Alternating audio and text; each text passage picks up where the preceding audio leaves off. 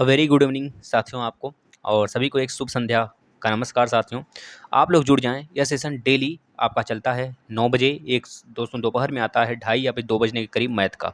साथियों आपके मैथ के सारे लेक्चर फिनिश हो चुके हैं, मतलब कि कुछ ही बचे हैं, लगभग आपके 8 या 9 लेक्चर और बचे हैं। तो जब तक मैथ नहीं खत्म होता है तब तक आपका इन्वायरमेंट, सीडीपी और आपका जो हिंदी का टॉपिक वाइज टेस्ट चल रहा था वो 9 बजे ही रखा जाएगा, एक एक दिन करके। जैसे हमने इसके पहले हिंदी लिया था, फिर टेस्ट कल आया था आपका सीडीपी का, आज आपका इन्वायरमेंट है। पूरा एक टॉपिक इसमें पढ़ेंगे हम लोग दोस्तों। यहाँ से एक प्रश्न आपको जरूर आंसर करने को आ जाएंगे दोस्तों, आपको जरूर मिल जाएंगे सारे एग्जाम्स में, चाहे यूपी टेट हो चाहे सी टेट हो। और बहुत ही इंपॉर्टेंट दोस्तों यह प्रश्न है आपका, यह पूरा टॉपिक है। यहाँ से एक प्रश्न 100% बनेंगे, सारे के सारे आप गौर से पढ़िएगा। और इसका अगर आपको पीडीएफ चाहिएगा तो टेलीग्राम चैनल ज्वाइन कर लीजिए, करंट हेवन के नाम से है, वहाँ पर पीडीएफ दे दिया जाता है सारे क्लासेस का। तो इसका भी वहीं पर दे दिया जाएगा। लेकिन यहाँ पर अगर आप 1000 यानी कि 1000 व्यूज़ अगर आप ला देते हो साथियों, दोस्तों देखिए हम आपके लिए भरपूर मेहनत करते हैं, तो हमारा भी दायित्व तो बनता है कि हम आपसे बोल सकें कि आप कम से कम व्यूज़ लाओ। देखो व्यूज़ आने से सिर्फ मोटिवेशन मिलता है हमें, लाइक मिलने से सिर्फ मोटिवेशन मिलता है और कुछ नहीं। हमें उत्साह होता है कि हम बच्चों का जो क्लास है कभी नागा ना करें। और हम टाइम नहीं दोस्तों, मतलब कि एक तरह से हमारे लिए ये काम है, आपके सर्वेंट्स के रूप में हम काम करते हैं। और यह काम हमारे लिए पर्सनली है, और यह चीज़ हम करते हैं और चाह कर करते हैं, दिल से करते हैं कि बच्चों को जिस प्रकार से 120 नंबर लाना है वो 120 प्लस अचीव जरूर करेंगे साथियों। क्योंकि भविष्य में अगर 1/4 हो जाएगा तो आपके लिए ही फ़ायदा होगा। बाकी अगर क्लासेस सारे हम फ्री दे रहे हैं तो आपकी इसमें यह सोच होनी चाहिए कि सर की सारी क्लासेस हम शेयर करें, व्यूज बढ़ाएं सर का, सर के क्लासेस को स्टेटस लगाएं, अपने कॉलेज वाले ग्रुप में शेयर करें, फेसबुक पे शेयर करें, टेलीग्राम पे, मतलब कि अगर कुछ ग्रुप बनाए हो तो वहाँ पे शेयर करें, हर सोशल मीडिया प्लेटफॉर्म पे शेयर करें। एक एक बच्चे को बताएं, घर में बुआ दादी जो भी जितने लोग पढ़ते हैं सबको बताएं। अब उनका काम है आना या नहीं आना, लेकिन आप बताओगे उन्हें, आपका काम है शेयर करना, जिस प्रकार से हमारा काम है पढ़ाना। तो चलिए अब बिना बात किए हुए हम लोग क्लास स्टार्ट कर लेते हैं। इसमें क्या पढ़ेंगे हम लोग दोस्तों? भारत में जितने भी परिवहन साधन है, जैसे कि बात करें सड़क परिवहन, 4 प्रकार के भारत में मुख्य रूप से 4 परिवहन के संसाधन है साथियों। कौन कौन से आप बताएंगे? सड़क परिवहन, आपसे अगर पूछा जाता है सड़क परिवहन पहला होगा, और रेल परिवहन, जल परिवहन और वायु परिवहन। साथियों आपको पता होना चाहिए, जिस देश का परिवहन तंत्र मजबूत होता है उसकी अर्थव्यवस्था उतनी ही प्रगतिशील होगी, ये आपको पता होना चाहिए दोस्तों।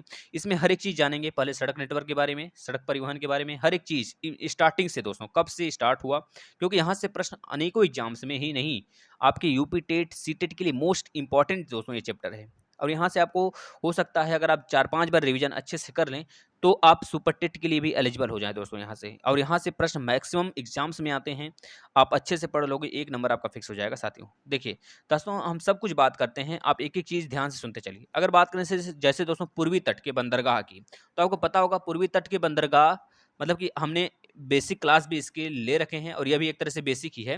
जैसे कि भारत का अगर मैप बनाए हैं दोस्तों इस प्रकार से हम, तो भारत का अगर ऊपर से ऐसे देखें हम, तो यहाँ पर नॉर्थ होगा और यहाँ पर साउथ होगा, इधर ईस्ट होगा और इधर वेस्ट होगा। ठीक है मित्रों, अब आप देखो इधर हमारा पूर्वी घाट है, इधर पूर्वी घाट है। पूर्वी घाट में भारत का कौन कौन से राज्य आते हैं? जैसे अगर बात करें मैक्सिमम राज्य आ जाते हैं। अगर मैक्सिमम राज्य की बात करें दोस्तों, कौन कौन से राज्य आते हैं आप देख लो खुद।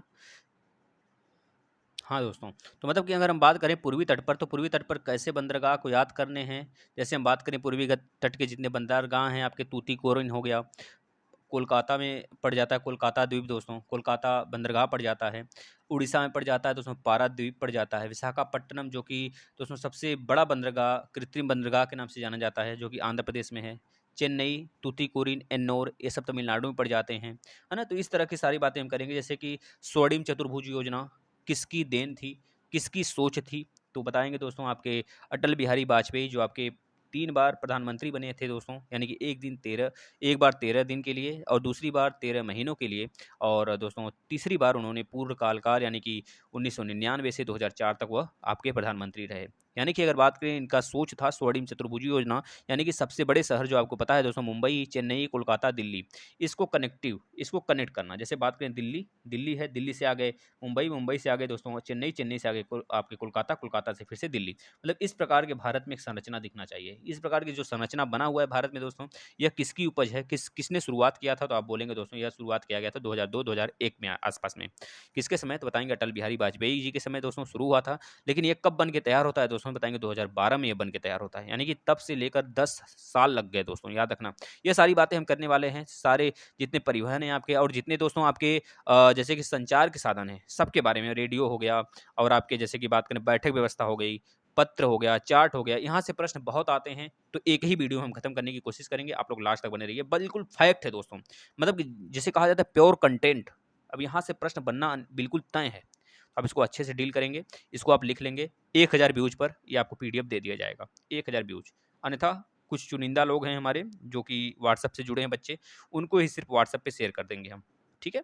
और बाकी बच्चे अगर शेयर करते हैं भाई, क्योंकि वह सब बच्चे बहुत ही मेहनत करते हैं हमारे लिए, हमें पता है व्हाट्सएप वाले बच्चे, और इनको ही दिया जाएगा। क्योंकि अगर यह देखिए, हम कहीं कभी चार्ज नहीं लगाएँगे आपके ऊपर किसी भी पीडीएफ पर, अगर ना भी आप शेयर करोगे ना, तब भी हम दे देंगे। चलो हम दे देंगे इसको टेलीग्राम पे ही, आप सभी लोग डाउनलोड कर लीजिएगा, कोई दिक्कत नहीं है। हमारी दिली इच्छा है भाई, दे दें, आप लोग अच्छे से पढ़ाई कर लें बस। चलिए देखिए दोस्तों, सड़क परिवहन में एक-एक डिट्टो चीज़ हैं, आप सिर्फ़ याद करते हुए चलेंगे। दोस्तों, ये भारत में सड़क तंत्र की कुल लंबाई अगर पूछा जाए कितनी है, तो बताएँगे 2018-2019 का जो ये डाटा है दोस्तों, अभी डाटा आता है 2-3 साल बाद, तो ये 2018-19 का डाटा फिक्स है, तो बता देंगे 58.94 लाख किलोमीटर है। डिक्टो आप याद कर लो इसको, लिख लो कॉपी पर। राष्ट्रीय राजमार्ग मार्च 2019 तक दोस्तों कितना किलोमीटर है, तो बता देंगे दोस्तों 13 मतलब 1,32,500 किलोमीटर है। इसको आप रट लेंगे, लिख लेंगे कॉपी पे भाई। सड़कों की लंबाई में प्रथम स्थान किस राज्य का है दोस्तों, बता देंगे महाराष्ट्र का है। बहुत बार पूछा गया है, आप देखे होंगे पीसीएस लेवल तक के एग्जाम में पूछा गया है। और दूसरा उत्तर प्रदेश है साथियों, याद रखना। सर्वाधिक पक्की सड़कों वाला राज्य अगर पूछा जाता है, तब भी महाराष्ट्र बताएंगे साथियों, याद रखना। 14.51% कुल 54% यहाँ पे सड़कें हैं, जिसमें से 14.51% यहाँ पे कुल पक्की सड़क है दोस्तों, याद रखना। दोस्तों, अगर बात करें विश्व में सड़कों का सबसे बड़ा जाल अमेरिका में है, और दूसरा भारत में है दोस्तों, और तीसरा चाइना है, याद रखना दोस्तों। ये सारे प्रश्न बनते हैं एग्जाम में। सबसे बड़ा जाल की बात करेगा पूरे दुनिया में दोस्तों, तो याद रखना अमेरिका आ जाता है पहले नंबर पर, दूसरा नंबर पर भारत है, याद रखना। अभी फिलहाल में तीसरे नंबर पर था, लेकिन यह न्यू अपडेट है आपके लिए, यह दूसरे नंबर पर है दोस्तों, और तीसरे नंबर पर आपका चाइना है, याद रखना दोस्तों, पड़ोसी। अक्टूबर 2020 में शुरू हुई हिमाचल प्रदेश में मनाली और लेह को जोड़ने वाली अटल सुरंग। दोस्तों, यहाँ से मैक्सिमम प्रश्न आए हैं दोस्तों, ये समझ लीजिए कि आपका अपडेट वाला पूरा लेक्चर है। यह बुक आपके लिए सिर्फ हम लाए हैं दोस्तों, और आपको सब सारा चीज़ दे देंगे, आप बिल्कुल बस शेयर करो दबा के इसको। दोस्तों, 2020 में शुरू जो हिमाचल प्रदेश में एक मनाली में दोस्तों लेह को मनाली से कनेक्ट करने वाला एक सुरंग बनाया गया, तो उसका नाम क्या है? अटल सुरंग के नाम से जाना जाता है दोस्तों, इसको याद रखेंगे। दोस्तों, इस टनल का नाम अटल सुरंग रखा गया है। अभी हाल ही में इसकी लंबाई पूछी जाएगी, तो बताएंगे 9.02 किलोमीटर, यानी कि 10,000 फीट की ऊंचाई पर यह बनी विश्व की सबसे लंबी टनल है दोस्तों। विश्व की सबसे लंबी टनल कौन सी है, तो बता देंगे दोस्तों, ये हिमाचल प्रदेश के मनाली में स्थित है। मनाली और लेह को कनेक्ट करता है, जो कि अटल सुरंग के नाम से जाना जाता है दोस्तों। इसकी लंबाई कितनी है? 9.02 किलोमीटर है, 10,000 फीट की ऊंचाई पर है दोस्तों। समुद्र तट की ऊंचाई से है, समुद्र तट से इसकी ऊंचाई ली जाती है, याद रखना। 10,000 फीट बोलिए या फिर 9.02 किलोमीटर बोलिए दोस्तों, यहाँ से प्रश्न बनेंगे। 100% लिख लो दोस्तों, आप सारी चीजें लिखते चलिए। इस टनल का नाम अटल वाजपेयी की जी के नाम पे रखा गया है दोस्तों, क्योंकि अटल वाजपेयी जी का जन्म आपको मृत्यु पता है दोस्तों, अभी 15 में हुआ था। कब हुआ था भैया? हाल ही में हुआ था ना। हम लोग जब उस समय 15 अगस्त के साथ एक दिन पहले 18 या फिर 19 में ऐसे कुछ हुआ था, तो उसी समय मूड बनाया गया था, बहुत सारी चीज़ें चेंज कर दी गई इनके नाम से। तो यहाँ पर भी ये सारी चीज़ें चेंज होती चली गई, जिसके उपरांत हमको यह देखने को मिला कि भाई मनाली का और लेह से जो कनेक्टिविटी ब्रिज है, उसका नाम बदलकर अटल सुरंग के नाम पे कर दिया गया। ये चीज़ याद रखेंगे, जो कि 9.02 किलोमीटर है। देखिए, कुछ चीज़ें ट्रिक से हम बताएँगे और कुछ चीज़ें आपको डायरेक्ट याद करनी पड़ेंगी। अब देखिए, सड़क नेटवर्क की बात करना स्टार्ट करते हैं हम। दोस्तों, सड़क नेटवर्क की अगर बात करें, तो राष्ट्रीय राजमार्ग व एक्सप्रेस मार्ग यहाँ यह आ जाता है, सड़क नेटवर्क के अंतर्गत आता है दोस्तों यह। याद रखना, राज्यों को राजमार्ग से कनेक्ट करना, यह भी सड़क नेटवर्क के अंतर्गत आता है। राज्य को राजमार्ग से कनेक्ट करना दोस्तों, याद रखना, मतलब कि नेशनल हाईवे से, है ना? राज्यों के जितने मार्ग हैं, उसको नेशनल हाईवे से कनेक्ट करना दोस्तों, याद रखना। जिलों के सड़क भी आ जाते हैं, जैसे जिलों के सड़क राज्यों से कनेक्ट होते हैं, स्टार्ट हो जाते हैं। हर एक जिलों के सड़क मिलकर एक राज्य की सड़क बना देते हैं। ये सारी चीज़ें आपको पता होना चाहिए। अब गाँवों के सड़क, कई गाँवों के सड़क मिलकर एक जिला बनाते हैं दोस्तों। इस तरह से आप याद कर लो। राष्ट्रीय राजमार्ग दोस्तों याद रखना, यह नेशनल हाईवे के नाम से जाना जाता है। और राज्य मार्ग दोस्तों याद रखना, इसके बाद सड़क जो हमारे राज्य से होके जाता है, जैसे यूपी हो गया, बिहार हो गया, इन सब से अलग-अलग राज्यों से होकर जाने वाले सड़कों को हम कहते हैं राज्य मार्ग सड़क। भाई, राज्य के राजमार्ग सड़क होते हैं। और जिला जिसमें हम लोग रहते हैं, जैसे यूपी हो गया, हमारा भैया बस्ती हो गया, और बहुत सारे, जैसे कि आपको बात करें दोस्तों, आपका मेरठ हो गया, अगर बात करें आपका दोस्तों, इस तरह लखनऊ हो गया, सुल्तानपुर हो गया। इस तरह से जितने भी राज्य हैं, जितने भी जिले हैं, उनको कनेक्ट करने वाले दोस्तों क्या होते हैं, जिले की सड़क कहलाते हैं और गाँव की सड़क हो गए। सबको लिखते चलिए, सब फैक्ट है भाई। 4 प्रकार के सड़क कनेक्टिविटी होती है। हमने बताया कौन-कौन से, राष्ट्रीय राजमार्ग, एक्सप्रेसवे मार्ग और राज्यों के राजमार्ग, जिलों के सड़कें और गाँव के सड़कें दोस्तों, यह हो गए। इसको आप नोट कर लेंगे। इसके बाद आ जाता है राष्ट्रीय राजमार्ग। सबसे पहला आप हेडिंग लगा लेंगे, राष्ट्रीय राजमार्ग क्या होता है दोस्तों? दोस्तों अनुमानित अगर कैसे किसी राष्ट्रीय कैसे हम सड़कों को राष्ट्रीय राजमार्ग बोलेंगे, तो उसकी अनुमानित जो एक डाटा है उसको आप नोट कर लेंगे। अगर किसी भी सड़क की अनुमानित लंबाई इतनी हो जाए, कितनी भाई? देख लो यहाँ पर इकाई, दहाई, सैकड़ा, हजार, 10,000 यानी कि 92,851.6 किलोमीटर हो जाता है। जिस भी सड़क की लंबाई इतनी अनुमानित लंबाई, तो राष्ट्रीय राजमार्ग में आ जाता है दोस्तों। इसे नेशनल हाईवे एनएच का मतलब नेशनल हाईवे हो गया दोस्तों। एनएच की देखभाल का व निर्माण केंद्र जो है दोस्तों, मतलब जो होता है पूरा का एनएच मतलब कि नेशनल हाईवे का जो निर्माण का देखभाल होता है, वो सीधे केंद्र के हाथ में होता है दोस्तों, याद रखना। केंद्रीय सार्वजनिक निर्माण विभाग के नाम से इसे जाना जाता है, आप इसे याद रखेंगे। यातायात में दोस्तों, यातायात में एनएच का योगदान कितना है पूरे यातायात में, तो याद रखना दोस्तों 40%, यानी कि बहुत ही बड़ा हिस्सेदारी इसकी रहने वाली है दोस्तों। यानी कि 40% पूरी हिस्सेदारी किसकी है? नेशनल हाईवे की है पूरे भारत में यातायात के संसाधन में। यातायात का मतलब आपका सड़क भी आ गया, रेल भी आ गया, जल भी आ गया, वायु भी आ गया, सब आ गए।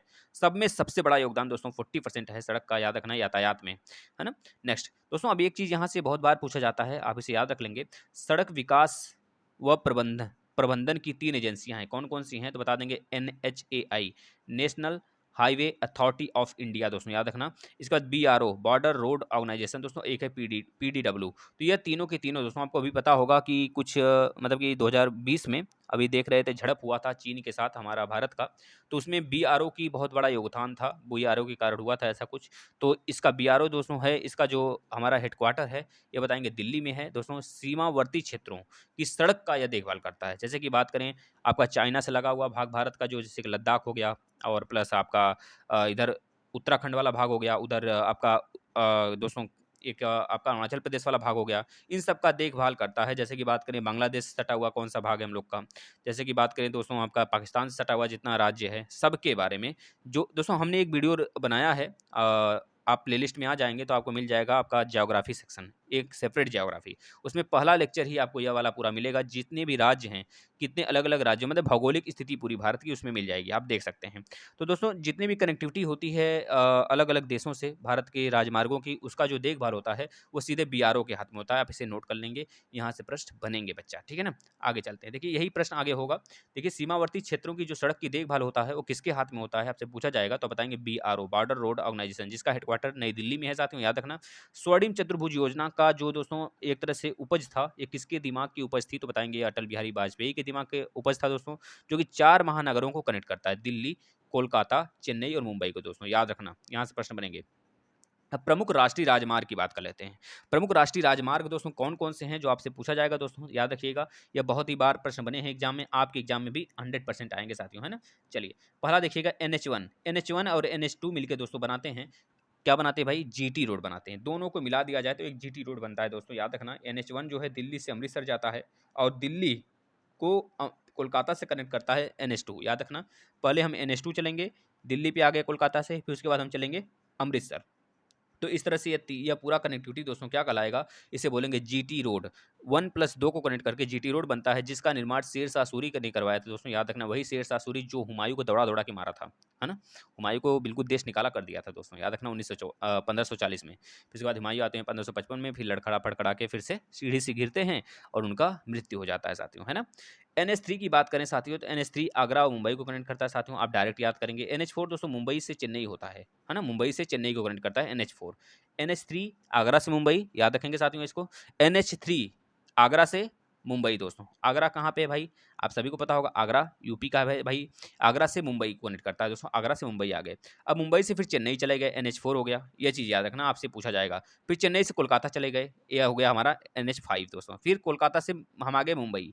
इस तरह से दोस्तों याद रखना, ये पूरी की पूरी संरचना बनती है त्रिभुजाकार। यहाँ से हम यहाँ चले तो NH3, फिर यहाँ से हम यहाँ पे आ गए दोस्तों, याद रखना। यह क्या हो गया हमारा यहाँ मुंबई से चेन्नई हो गया, NH4 हो गया। फिर यहाँ से हम यहाँ पे चले दोस्तों, याद रखना इसका नाम 1, 2, यानी कि अगर 1 से 2 आते हैं तो NH3, अब 2 से 3 पे आ गए तो याद रखना ये हो गया मुंबई से चेन्नई, NH4 हो गया। फिर 3 से 4 पे चले गए तो हो गया चेन्नई से कोलकाता, फिर कोलकाता से फिर मुंबई आ गए दोस्तों, फिर से 6 हो गया। इस तरह की आप दिमाग में एक संरचना बना लेंगे ना, तो आपको हमेशा के लिए याद हो जाएगा, कभी भूलेगा नहीं। दोस्तों सबसे बड़ा राजमार्ग याद रखना दोस्तों, वाराणसी से कन्याकुमारी, याद रखना साथियों, यह अभी चेंज हुआ है ना? एक बड़ा राजमार्ग और आया है, इससे बड़ा राजमार्ग हमारा बना है, वह जो कि दोस्तों आपके गुजरात से असम को कनेक्ट करता है। अभी उसकी बात आगे करेंगे, आप लोग देखते चलिए दोस्तों। वाराणसी से कन्याकुमारी दोस्तों, वाराणसी से जो कन्याकुमारी दोस्तों, उसका नाम NH7 हो गया है पहले।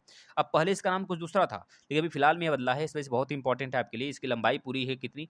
2369 किलोमीटर दोस्तों, वाराणसी से कन्याकुमारी। दोस्तों कन्याकुमारी पड़ जाता है आपका पता है कहाँ पे? भाई कन्याकुमारी पड़ता है बिल्कुल आपका तमिलनाडु में, बिल्कुल भारत का मुख्य भूमि का लास्ट छोर, दक्षिण भारत का दोस्तों, याद रखना।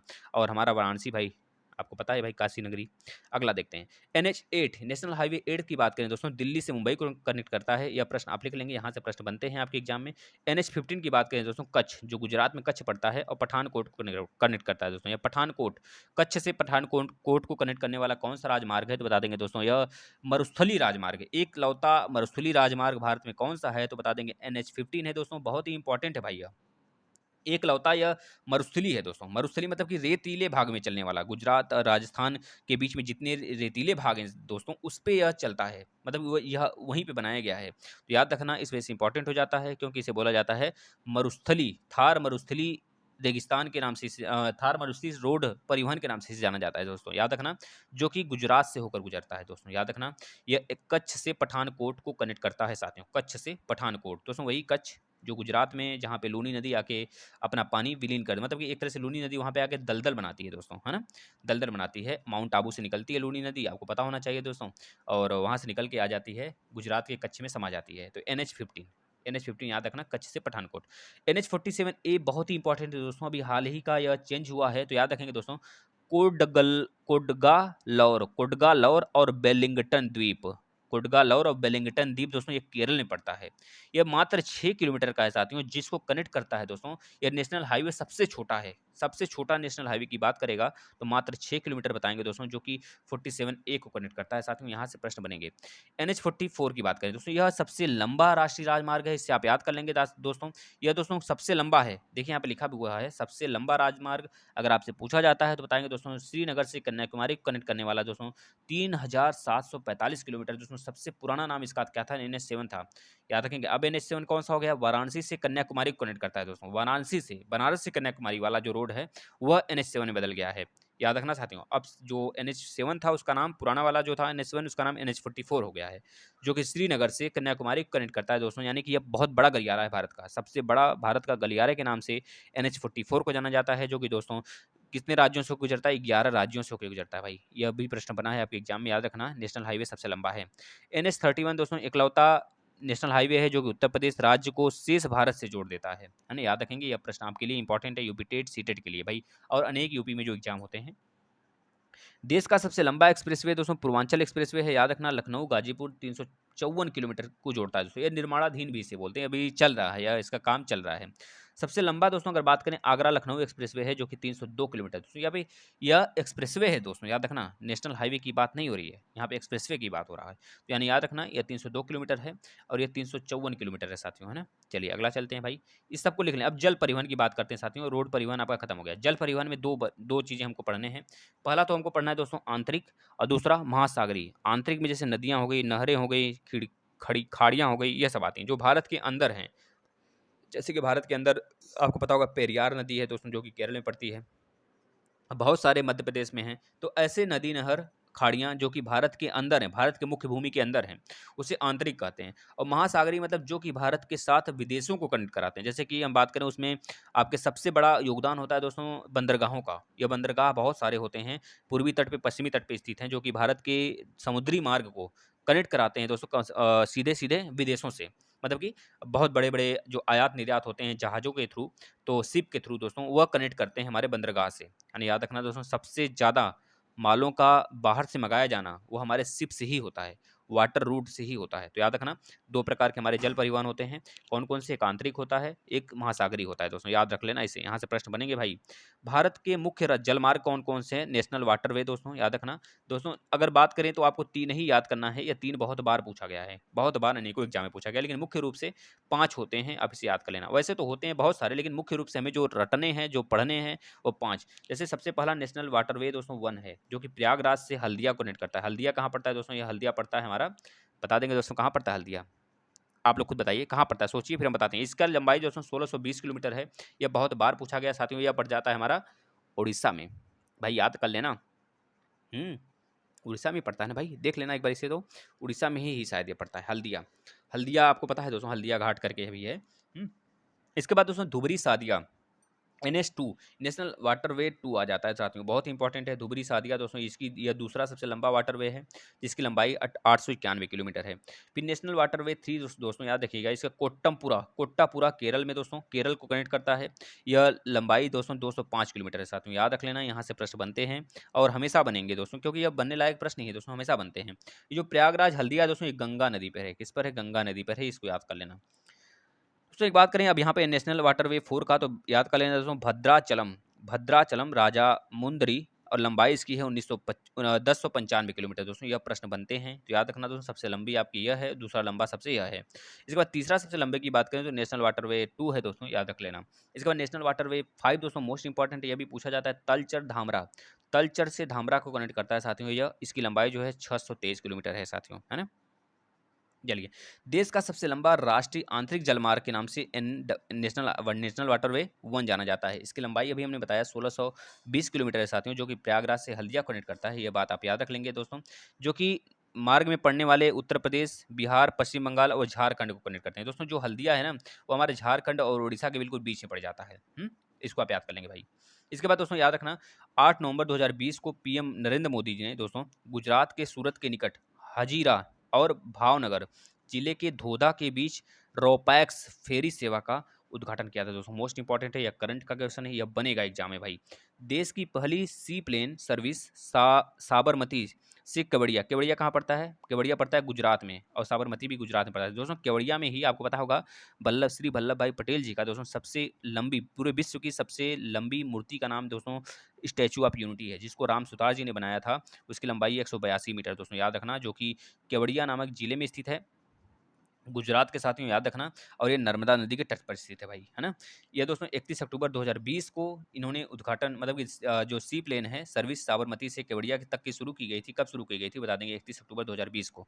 अब आ जाते हैं महासागरीय जल परिवहन दोस्तों, भागिएगा मत भाई, देखिए सारी चीज़ें आज आपको पूरा कंप्लीट करा देना है। परिवहन जितना भी जल परिवहन है हम लोग कंप्लीट कर लिए, अब बचा है सिर्फ वायुयान और रेल वाला, छोटा सा है, खत्म कर लेंगे आधे घंटे के अंदर, आपका सेशन ये खत्म हो जाएगा।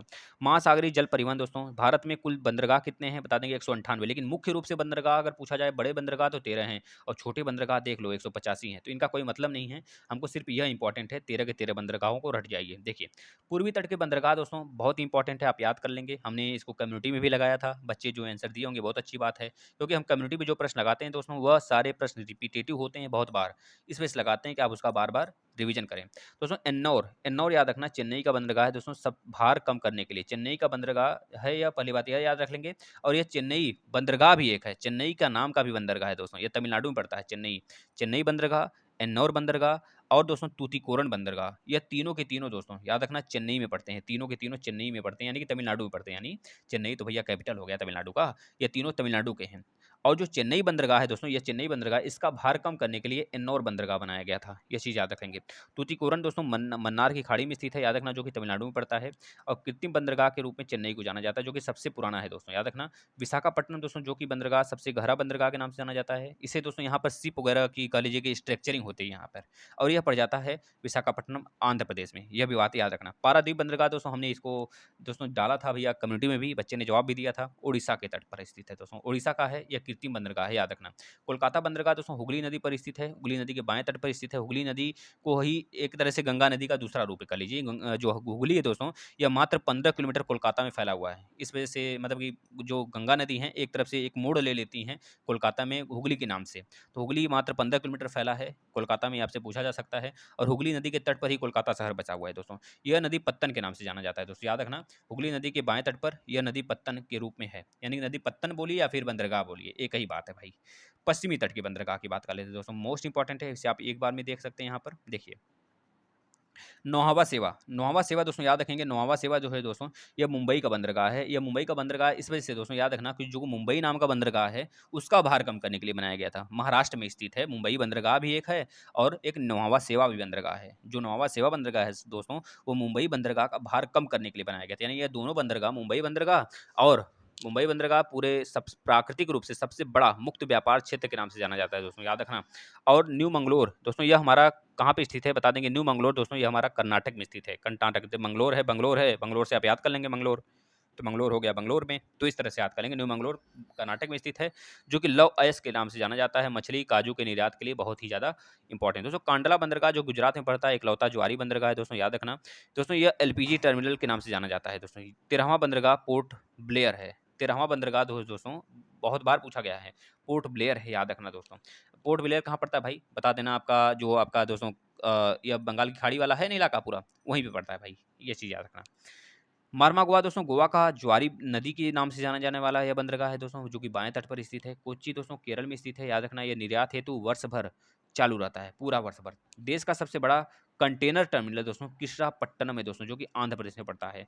तूतीकोरन इतना इंपॉर्टेंट नहीं है यह, लेकिन अब बाकी इंपॉर्टेंट है, इसको याद कर लेंगे। जैसे तूतीकोरन का नया नाम क्या है, तो बता देंगे थिरुवी ओ चिदम्बरम, याद रखेंगे दोस्तों। चिदम्बरानार, चिदम्बर नार है करके है, बस इस चीज़ याद रखेंगे। रसायनों के लिए इंपॉर्टेंट नहीं है, इसको छोड़ भी सकते हैं, अन्यथा पढ़ लीजिए, आपको पीडीएफ तो दे ही दिया जाएगा।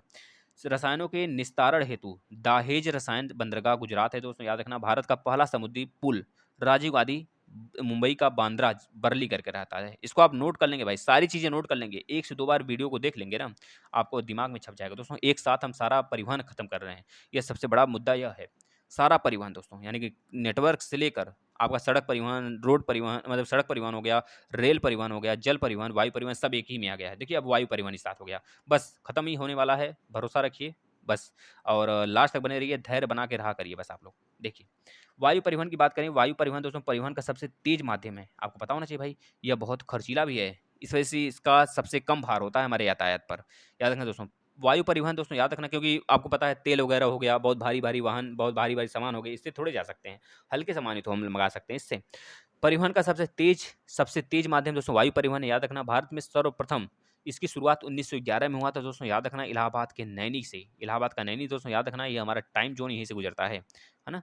चलिए घरेलू उड़ान की बात करें दोस्तों, घरेलू उड़ान सेवा की शुरुआत कब हुई थी, तो बता देना 1922 में, तो उसमें टाटा सन्स लिमिटेड द्वारा किया गया था। टाटा सन्स लिमिटेड द्वारा 1922 में किया गया था, यह डेट याद रखना। अंतर्राष्ट्रीय वायु सेवा की शुरुआत दोस्तों 1948 में हुआ था, एयर इंडिया इंटरनेशनल द्वारा। अंतर्राष्ट्रीय वायु सेवा, यह घरेलू है दोस्तों, घरेलू 1922 में, अंतर्राष्ट्रीय यानी कि देशों से विदेशों को कनेक्ट करना 1948 में हुआ था दोस्तों, याद रखना। हवाई अड्डों का परिचालन कब शुरू हुआ था दोस्तों, मतलब कि कब शुरू हुआ था, तो भारतीय एयरपोर्ट प्राधिकरण द्वारा शुरू किया गया था। वायु परिवहन के विकास की जिम्मेदारी दोस्तों नागरिक उड्डयन मंत्रालय लेते हैं, याद रखना दोस्तों। भारत का लक्ष्य द्विपक्षीय वायु समझौता दोस्तों 103 देशों के साथ है, याद रखना। 103 देशों के साथ भारत का वायु समझौता है, वायु सेवा समझौता है। वैमानिक कंपनियों का राष्ट्रीयकरण दोस्तों 1953 में कर दिया गया था, कि एक तरह से यह दोस्तों पब्लिक पब्लिक अथॉरिटी इसको तरह से दे दिया गया है ना। इंडियन एयरलाइंस घरेलू उड़ानों की व्यवस्था करता है दोस्तों, याद रखना। यह मुख्यालय इसका कहाँ पर है, तो बता देंगे दिल्ली में है साथियों। एयर इंडिया साथियों विदेशी उड़ानों की व्यवस्था करता है। घरेलू उड़ानों की व्यवस्था दोस्तों कौन करता है, इंडियन एयरलाइंस, और विदेशी का एयर इंडिया करता है साथियों, याद रखना। इसका मुख्यालय भी मुंबई में है, और इसका इंडियन एयरलाइंस का दिल्ली में है दोस्तों। इसका बहुत बड़ा प्लेटफॉर्म दोस्तों जो कि दिल्ली में ही है, और एयर इंडिया का दोस्तों मुंबई में है, याद रखना मुख्यालय। पायलटों का प्रशिक्षण संस्थान दोस्तों कहाँ पर है, आपसे पूछा जाता है, बता देना इंदिरा गांधी राष्ट्रीय उद्यान एकेडमी दोस्तों। यह दोस्तों रायबरेली के निकट पड़ता है, फुर्सतगंज के नाम से। देखिए फुर्सत में रहोगे तभी तो भैया इस तरह याद कर सकते हो। भारत का पहला स्वदेश यात्री वन विमान दोस्तों कौन सा है? सारस करके है, याद रख लेना। निजी सहयोग से बनाया गया पहला हवाई अड्डा दोस्तों कोच्चि अंतर्राष्ट्रीय हवाई अड्डा, जो कि कहाँ पड़ जाता है भाई? केरल में पड़ जाता है। अगला, जो पुराने हवाई अड्डे हैं दोस्तों वो दूर नई जगह पर बनाए जाते हैं, उसको किस नाम से जाना जाता है दोस्तों? उसे बोला जाता है ग्रीनफ़ील्ड, ग्रीनफ़ील्ड के नाम से जाना जाता है, जो कि बहुत दूर बनाए जाते हैं, है ना? पुराने हवाई अड्डों से दूर नई जगह पर बनाए गए हवाई अड्डों को हम किस नाम से जानते हैं? तो बता देना, ग्रीनफ़ील्ड के नाम से जानते हैं। दोस्तों अब कुछ हवाई अड्डे हैं जो कि इम्पोर्टेंट है, बस इसके बाद हम चलते हैं आपके लास्ट पड़ाव पर। दोस्तों याद रखिएगा, भारत के प्रमुख अंतर्राष्ट्रीय हवाई अड्डे बहुत बार पूछे गए, जैसे इंदिरा गांधी हवाई अड्डा दोस्तों पालमपुरा में पड़ जाता है, ये दिल्ली में पड़ता है भैया, बस याद कर लो, ये पालम ना भी याद हो तब भी सही है। दिल्ली याद कर लो, दिल्ली में पड़ता है। इंदिरा गांधी दिल्ली में बहुत ज़्यादा घूमी फिरी हैं, इस तरह से याद कर लेना। छत्रपति शिवाजी भाई, यह तो सभी लोग फेमस होंगे इससे, मुंबई इसका नाम छत्रपति शिवाजी से कुछ बदल गया नाम, तो हम एक वीडियो लाएँगे जिसमें नाम चेंजेज़ हुए हैं, वो भी आपके लिए इम्पोर्टेंट है, हम करा देंगे। नेताजी सुभाष चंद्र बोस दोस्तों कोलकाता में पड़ जाता है, दमदम, कोलकाता में दमदम आपको पता होगा, नेताजी सुभाष चंद्र बोस जी का दोस्तों जन्म स्थान भी उसी जगह कोलकाता में है, आपको पता होना चाहिए। मीनामबक्कम चेन्नई में पड़ जाता है दोस्तों। मीनामबक्कम एक जगह है चेन्नई का, और चेन्नई में इसको हम रेल परिवहन सॉरी हवाई अड्डे के नाम से जानते हैं, यह कि चेन्नई में पड़ता है दोस्तों, याद रखना। कामराज, कामराज आपने सुना होगा, बीजेपी के बहुत पुराने धुरंधर थे दोस्तों, ये है ना, बहुत पुराने थे जब इंदिरा गांधी वगैरह थी तब। लाल बहादुर शास्त्री वगैरह के समय में बहुत ज़्यादा चिड़पन हो गया था इनको इंदिरा गांधी से। बहुत सारी चीज़ें हैं, संरचना हम पढ़ेंगे आपके पॉलिटी में। बेगमपेट दोस्तों जो आपका हवाई अड्डा है दोस्तों हैदराबाद में पड़ जाता है।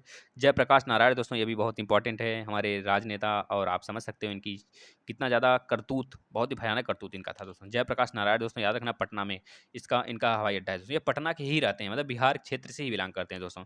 राजीव गांधी दोस्तों आपको पता होगा, जिनका देहांत हुआ था एक दुर्घटना में दोस्तों, बम के धमाके से, आपको पता होना चाहिए साथियों। यह राजीव गांधी वही हैं जो कि मतलब कि इंदिरा गांधी जी के बाद आपके सबसे यंगेस्ट प्राइम मिनिस्टर बने थे दोस्तों, याद रखना। राजीव गांधी दोस्तों मतलब एक तरह से यह आपका राष्ट्रीय हवाई अड्डा है हैदराबाद में दोस्तों, याद रखना, हैदराबाद में है। नेक्स्ट, वल्लभ भाई पटेल जी का दोस्तों अहमदाबाद है, याद रखना, अहमदाबाद, अहमदाबाद दोस्तों वही गुजरात वाला है, अहमदाबाद में इनका हवाई अड्डा इनके नाम से है दोस्तों। एक वीर सावरकर दोस्तों याद रखना, पोर्ट ब्लेयर में दोस्तों, इनको काला पानी की सजा भी हुआ था पोर्ट ब्लेयर में, मतलब कि आपका पोर्ट ब्लेयर में, इस वजह से उसके नाम पर ही वहीं पर इनके नाम पे बना दिया गया दोस्तों, क्या भैया, हवाई अड्डा। चलो, तूली हाल दोस्तों याद करने वाला इतना ज़्यादा इंपॉर्टेंट नहीं है, लेकिन अगर याद कर सकते हो याद कर लीजिएगा। चौधरी चरण सिंह मोस्ट इंपॉर्टेंट है, लखनऊ में स्थित है। लाल बहादुर शास्त्री दोस्तों वाराणसी में स्थित है। लाल बहादुर शास्त्री ये बदला गया, अभी हाल ही में नाम बदला गया था, यह लाल बहादुर शास्त्री के नाम पे रख दिया गया। वाग डोगरा दोस्तों सिलीगुड़ी पड़ता है, सिलीगुड़ी, आप बता देना सिलीगुड़ी कहाँ पड़ता है, असम में पड़ता है, कहाँ पड़ता है? गुरु रामदास जी अमृतसर में स्थित है भाई, ये पंजाबी थे, और गुरु में 10वें गुरु में गुरु के नाम से भी जाने जाते थे, तो इस वजह से इनका नाम अमृतसर है, तो याद रखना, जलियांवाला बाग वाला हत्याकांड के साथ इसको वहाँ पे रिलेट कर लेना। मर्यादा पुरुषोत्तम श्री राम दोस्तों याद रखना, कहाँ पे होगा भाई? जहाँ पे मंदिर बन रहा है भाई, मंदिर तो वहीं बनेगा, फैजाबाद अयोध्या में दोस्तों, याद रखना। अब आ जाते हैं नेक्स्ट दोस्तों, रेल परिवहन मोस्ट इंपॉर्टेंट है साथियों, इसको याद कर लेना, सारी चीजें एक एक करके ए टू जेड डिक्टो, यहाँ से प्रश्न बनेंगे 100% याद रख लेना।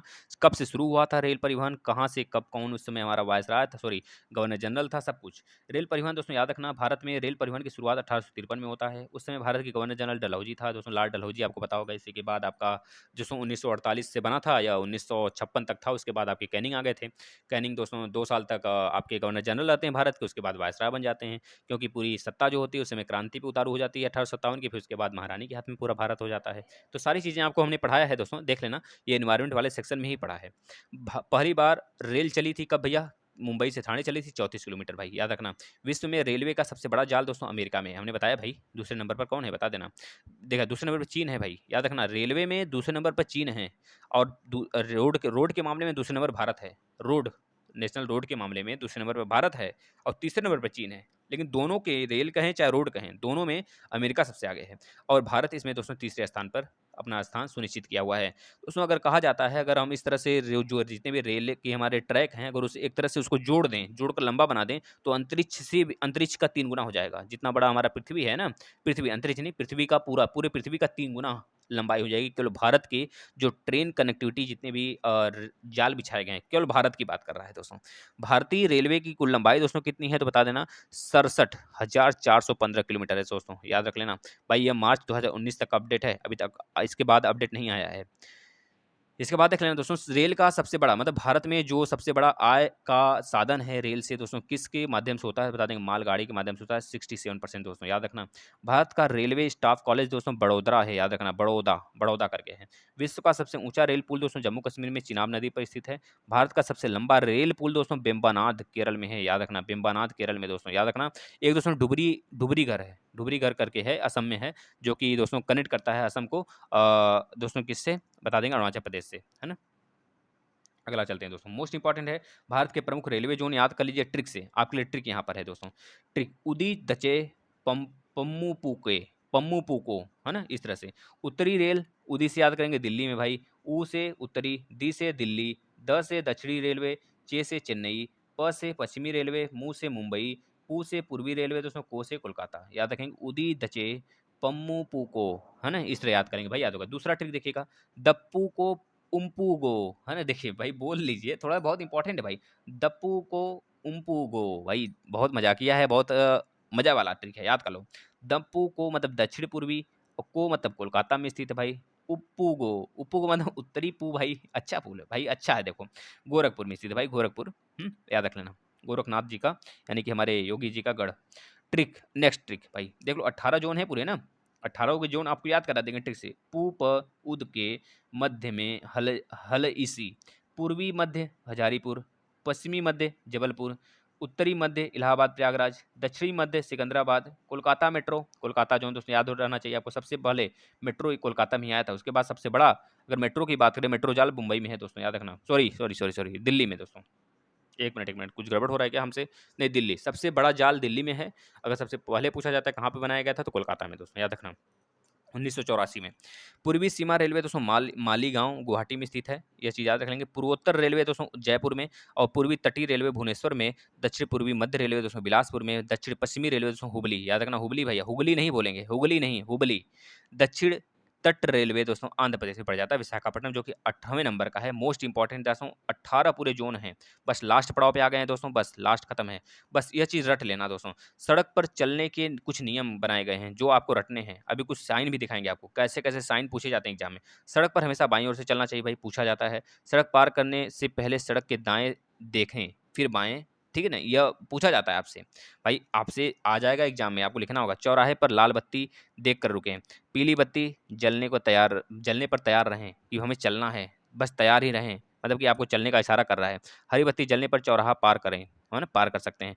पैदल चलते समय हमेशा फुटपाथ पर चलें, है ना, फुटपाथ पर चलें भाई, ये सब नियम है, ये सब आपको पता है जनरली। पैदल चौराहा पार करने के लिए जेब्रा क्रॉसिंग पर चलें दोस्तों। हमारा दायित्व तो मोटर वाहन एक्ट के द्वारा 134 के तहत जिसकी गाड़ी से दुर्घटना हुई है उसका दायित्व है कि घायल को अस्पताल पहुंचाए और पुलिस को सूचना दे। अब ऐसा नहीं कि डरने लगेंगे आप कि हमें कुछ हो जाएगा, नहीं।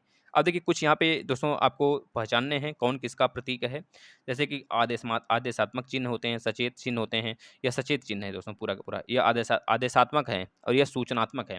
दोस्तों देखिए सारे ट्रिक मतलब कि सारे जो यहाँ पर प्रतीक दिए गए हैं, संकेत दिए गए हैं, उसको आप देख लो।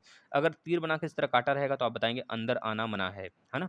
अगर इस तरह का बना रहेगा तो बता देंगे वाहन खड़ा न करें वहाँ पर भाई। कहीं भी देखते हैं किसी दुकान के सामने बड़ा रहता है भाई, कहीं पे आप थूक देते हैं तो वहाँ भी लिखा होता है ये सारी चीज़ें। यहाँ ना रुकें, इसका मतलब होता है यहाँ ना रुकें। यह होता है हार्न बजाएं, हार्न बजाने का यह आदेश है। आगे देखिए संकेत चिन्ह, यह दाएं हाथ मोड़ लें, दाएं हाथ भाई देखते होंगे रोड पे चलते वक्त यह रहता है, यह बाएं हाथ के लिए होता है। यह विद्यालय के लिए बच्चे बने होते हैं जो, यह सार्वजनिक टेलीफोन के लिए होता है, आप टेलीफोन कर सकते हैं यहाँ से। पेट्रोल पंप के लिए ऐसा बना होगा, आप देखते होंगे भाई, अस्पताल के लिए यह बना होता है ना भाई। आगे देखना आगे देख लेना, हार्न न बजाएं। हार्न न बजाने के लिए आपको इस तरह कटा रहेगा, और यह है दाएं टर्न निषेध है, दाएं टर्न नहीं लेना भाई, हो सकता है कुछ गड़बड़ी हो। यहाँ पे संकरा पुल मतलब कि आगे बहुत फैला पुल है, दोनों तरफ से पुल है ना। इस तरह से संकरी चौड़ी सड़क है, संकरी चौड़ी सड़क के नाम से इस तरह का प्रतीक बना होता है सामने भाई। साइकिल स्टैंड, या देख सकते हैं पी बना होगा, यहाँ पर ऑटो रिक्शा स्टैंड होता है। इस तरह से आदेशात्मक चिन्ह हो गए, संकेतात्मक चिन्ह हो गए और सूचनात्मक चिन्ह हो गए। आप देख सकते हैं आकार गोल और रंग लाल होता है दोस्तों, किसका, आदेशात्मक का। अब पूछा जा सकता है भाई। और जो संकेतात्मक होते हैं ये आकार त्रिकोणी होगा उनका और रंग लाल होगा। त्रिकोणी देख रहे हैं सब, त्रिकोणी था सब। आप ऊपर देखे थे भाई, ऊपर देखे थे, क्यों भूल रहे हैं, देखिए सबका त्रिकोणी है और इनका सबका चौकोर है। जो सूचनात्मक है उनका सारा चौकोर है, और सचेतात्मक का दोस्तों त्रिकोणी है, और आदेशात्मक का गोलाकार में है, सर्कुलर है। ये बात याद रख लेंगे। अब लास्ट पड़ाव, संचार के साधन दोस्तों आपसे पूछा जाता है तो आप बता देंगे संचार के एक स्थान से दूसरे स्थान तक सूचना पहुँचाने के माध्यम को संचार का साधन कहते हैं भाई, यही तो होता है संचार का साधन। इसके बहुत प्रकार हैं, जैसे शाब्दिक प्रकार में देखें तो मौखिक आमने-सामने आप बात कर सकते हो, आमने-सामने बैठकर बात कर सकते हो भाई। और इंटरव्यू में जैसे कि बात करें रेडियो से बात कर सकते हो, दूरभाषा से, यही 2 चीज़ें होती हैं ना, जो आमने-सामने बात करा दें। जैसे कि बात करें रेडियो हो गया, दूरभाषा हो गया, या आमने-सामने या मौखिक रूप से बातचीत हो सकता है। मौखिक रूप से बातचीत करने के लिए रेडियो हो गया, दूरभाषा केंद्र हो गया भाई। इंटरव्यू में आप बैठकर बात कर सकते हो और भाषण देकर भी बात किया जा सकता है। इंटरव्यू में लोग भाषण भी देने के लोग बोल देते हैं भाई, थोड़ा-सा आपका जो पता चल जाए कि आप किस प्रकार से आपकी जो पर्सनैलिटी है कैसी है ना ये। अब लिखित में आपको पता होगा 2 होगा, एक नोटिस से, एक पत्र है, एक टेलीग्राम व्यवहार है। मतलब ये सब हो गए। ईमेल आपको पता होगा दोस्तों, ईमेल भी लिखित में आता है, इसमें चैट के थ्रू होता है, फैक्स के थ्रू होता है ना? चलिए आगे देख लेते हैं। ये भैया इतने सारे के मौखिक रूप हैं, आमने-सामने बैठकर, रेडियो के थ्रू, दूरभाषा हो गया, इंटरव्यू, बैठक, भाषण, ये सब मौखिक हैं। और लिखित में दोस्तों आप याद रखिएगा, लिखित में ये सारे सब आ जाएँगे, टेलीग्राम है, फैक्स है, पत्र है, चार्ट है, नोटिस, ईमेल, ये सब आ जाते हैं लिखित में। शाब्दिक शाब्दिक में दोस्तों चिन्ह के माध्यम से होता है, लक्षण और संकेत के माध्यम से होगा दोस्तों, याद रखना। महत्वपूर्ण तथ्य इंपॉर्टेंट है, नोट कर लेंगे। रेडियो का प्रसारण कब से स्टार्ट हुआ था भारत में दोस्तों, याद रखना, 1927 से साथियों, याद रखना। ऑल इंडिया रेडियो का गठन कब हुआ था? 1936 में दोस्तों, याद रखना। भैया याद है कि नहीं? ओ मेरी दिल्ली, याद है? ये मूवी मुंबई मुंबई, दिल्ली नहीं भाई मुंबई। भैया याद है संजय दत्त वाला? याद रखना, उसको भगवान दिखने लगे थे, गांधी जी दिखने लगे थे भाई, है ना? बाद में उसका भूत उतर जाता है। भारत में जो डाक सेवा की शुरुआत हुई थी दोस्तों कब हुआ था? 1837 में, याद रखना भाई। 1837, भारत सबसे बड़ा कनेक्टिविटी है डाक सेवा वाला, तो यहीं पे इसका जन्म भी हुआ था। वास्तव में डाक सेवा की शुरुआत 1766 में हुआ था, लॉर्ड क्लाइव के समय दोस्तों, याद रखना। भारत में प्रथम डाकघर खोला गया था कोलकाता में, याद रखना दोस्तों। ये अभी कोलकाता में जो बना था डाकघर ना, एक तरह से वहाँ पे मस्जिद था, उसी मस्जिद को हटा-फुटा कर कोलकाता, पहले पहले वहाँ पुलिस चौकी बना, फिर उसके बाद वहाँ पे डाक डाक बन गया, डाकिया घर बन गया। रेल डाक सेवा की शुरुआत कब हुआ था? 1863 में हुआ था साथियों। ऐसी भी सारी चीज़ें याद रखना। बस ये आपका लास्ट है, लास्ट पड़ाव है भाई। लास्ट लास्ट पेज है दोस्तों, बस इसको देख लेते हैं। भारत में सर्वप्रथम टेलीग्राफ जो है सो टेलीग्राफ की बात करें, टेलीग्राम नहीं, टेलीग्राफ लाइन तार 1851 में दोस्तों कोलकाता डायमंड हार्बर से स्टार्ट हुआ था। टेलीफोन सेवा का प्रारंभ दोस्तों 1881 से 1882 में कोलकाता में हुआ था। प्रथम स्वचालित टेलीफोन एक्सचेंज जो है दोस्तों, ये 1914 शिमला में हुआ था। प्रथम डाक टिकट की जारी हुआ दोस्तों कराची से, याद रखना। डाक विभाग की स्थापना दोस्तों 1854 में हुआ था। मनी ऑर्डर की शुरुआत दोस्तों जो हमारे घर में आते हैं, आज भी लेकर आते हैं भाई, 1880 में, याद रखना दोस्तों। पिन कोड की शुरुआत जो है दोस्तों, जैसे हमारे यहाँ का पिन कोड है 27 62 03, कर देना। 4-5 हज़ार रुपये सभी लोग कर देना भाई, सभी लोग कर देना। ये 1972 में दोस्तों हुआ था। स्पीड पोस्ट की शुरुआत दोस्तों 1886 में होता है। जैसे कि एक टिकट होता है ना, 2 टिकट हम चिपका देते हैं, 3 टिकट इस प्रकार से चिपकाया जाता है, जिससे कि 5-10 रुपये एक्स्ट्रा लेते हैं और वह तुरंत पहुँचा देते हैं। भारत में डाक जोन दोस्तों यह 9 है, याद रखना। और भारत का प्रथम समाचार पत्र दोस्तों बंगाल गजट के नाम से जाना जाता है। संस्थापक जेके हिक्की हैं दोस्तों, जिनको बाद में अंग्रेजों ने इनको उठवा लिया था दोस्तों, मतलब कि इनके ऊपर बैन लगा दिया था। 1780 में ये स्टार्ट हुआ था, लेकिन बाद में इसको बैन लगाकर बंद कर दिए थे सब, है ना? याद रखना। हिंदी में प्रकाशित प्रथम समाचार पत्र उद्दंत मार्दंड है दोस्तों, याद रखना। यह पश्चिमी युगल किशोर का है। भारत में टेलीफोन की शुरुआत 15 सितंबर 1959 से नई दिल्ली में हुआ था। दूरदर्शन पर राष्ट्रीय प्रसारण 1982 से होना स्टार्ट हुआ था। बीएसएनएल का आरंभ दोस्तों कब से हुआ था? बता देंगे, 1 अक्टूबर 2000 को हुआ था। प्रथम स्टडी सेवा 1960 में दोस्तों कानपुर से लखनऊ के मध्य हुआ था। डीटीएच की शुरुआत दोस्तों जो हम लोग लगाते हैं, तो बता दें यस 2004 में हुआ था, 16 दिसंबर 2004 से हुआ था। सबसे बड़ी समाचार एजेंसी पीटीआई दोस्तों कौन है? 27 अगस्त 1947 को इसकी स्थापना हुआ था। प्रसार भारती की स्थापना दोस्तों कब हुआ था? 1997 में। विश्व में सर्वाधिक डाकघर दोस्तों भारत में ही स्थित है, अभी तो मैंने बताया। मोबाइल नंबर पोर्टेबिलिटी की सुविधा जो आप एक्सचेंज कराते हो वोडाफोन से एयरटेल में, एयरटेल से जियो में, इस तरह से 2011 में हुआ था भाई, याद रखना है। बस इतनी चीज़ें थी दोस्तों। इसका पीडीएफ पाने के लिए आप इसको टेलीग्राम पे ज्वाइन कर सकते हैं और ज़्यादा से ज़्यादा बच्चों को शेयर करें दोस्तों। ऐसे ही क्लास पाने के लिए डेली आप लाइव आएँ, ठीक है ना? और ज़्यादा से ज़्यादा बच्चों को जोड़ें। धन्यवाद साथियों।